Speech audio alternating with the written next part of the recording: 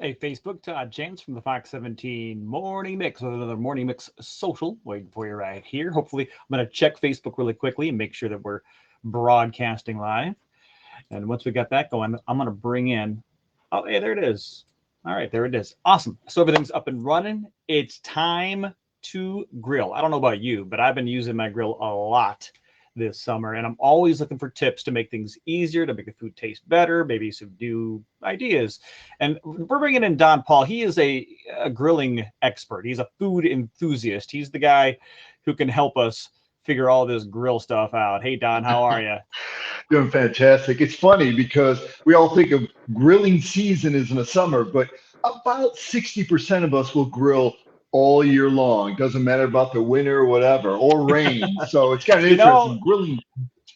Don, a friend of mine, Jay Pat, his father, well, I remember visiting him in the Midwest over Christmas, and he was out there in the boots and the snow grill. I mean, there are some people, you're right, man, they will Yeah. grill no matter what the weather.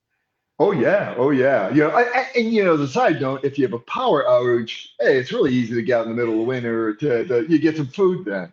Yeah, But absolutely. grilling, we love to grill, but the big, not trick, but the secret is to make it easy. You don't want to spend so much time over that grill and then realize, boy, I spent a lot of time and I didn't, miss out on the family or the party or whatever it might be.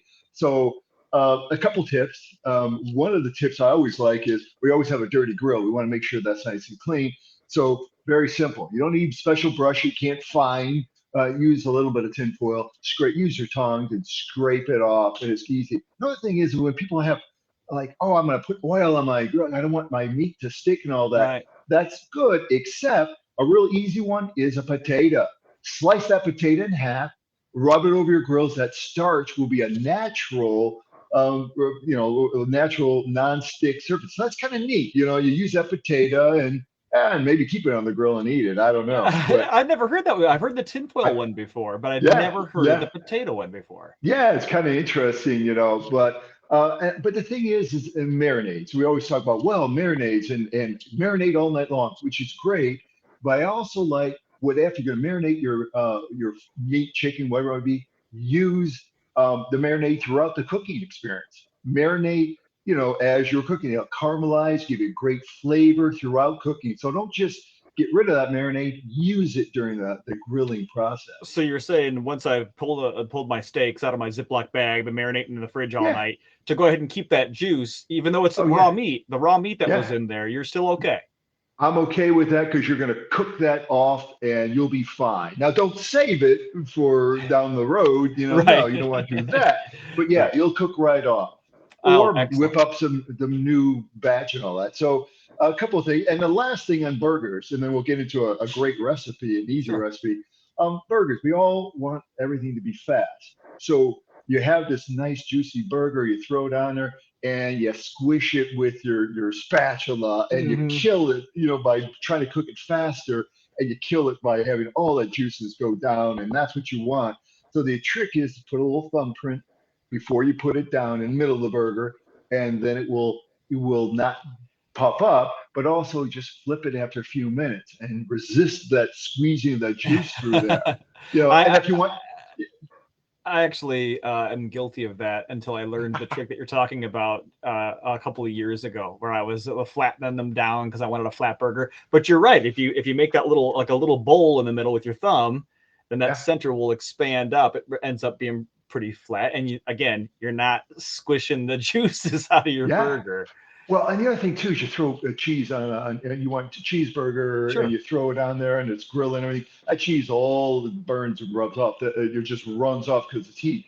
If you want that cheese on there, take your burger off, put it on the plate, throw your cheese on there, and that burger's still hot enough that's going to melt that cheese, and then you don't lose all the cheese, rolling off your Hmm. burger. So, So you've seen my eh, grill then? Yeah. So you've seen it then. Good. Good. and that's why you need this. And a quick question for you on that, Don. When it comes to cleaning a grill, whether you have the brush or the styrofoam, or not styrofoam, but the tinfoil, does it matter if you're cleaning a hot grill or a cold grill? Does it matter either way?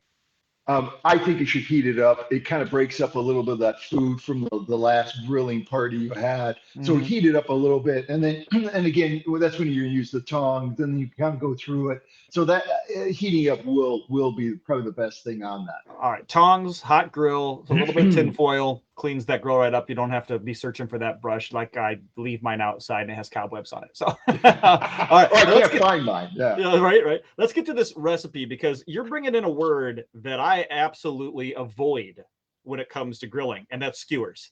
I don't have good luck with skewers. Stuff's always falling off, or it's hard to know like the vegetables are cooking faster than the meat, and I want everything Right. to come out right. So you got this great recipe for us. It's going to make things easy. It's a jalapeno popper, so it's kind of a fun recipe. The trick is, again, when I started, I said, make things easier. You want to make everything easier. So I do go to Expressco has it is fully cooked skewer. So you're right. If you have the raw chicken and is it cooked and it's not cooked and so this recipe will start with Expressco and it has nice grill marks on it. So if you're just using that off to the side, That's people will how it know that comes you from did. the Don. That's how it comes from the Yes, store, just like that. is that fully cooked grill marks on it. You got the skewer and it's a little burnt marks, and it's kind of funny because it comes out and it's in the freezer section, so that thaw, and then you throw it on the grill for a few minutes. Everybody thinks you're a master at. I But love this. I know, and it's high protein. So if someone says, "Nah, I like it," well, 20 grams of protein, so love it. Great flavors. But we're going to start with this because we want to make it a little quicker. Um, and you're going to start, and you can use any cheese. I have like a processed craft cheese, but a cheddar or a mozzarella, and you're going to just put that cheese over the skewer, and you are going to put jalapeno pepper. Now, you could double it. You could put it on the front or the back.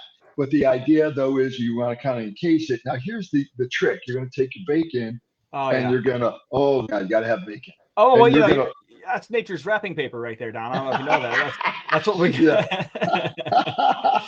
And I love this because, and I'm just in one piece, but you do, a couple pieces that you want more, and it holds up very fine and everything like that. Now, we're going to grill it, so you're going to put it on low heat because you want the bacon to cook, and you're going to get a little bit of juices coming on through, so you have to watch for flare ups a little bit.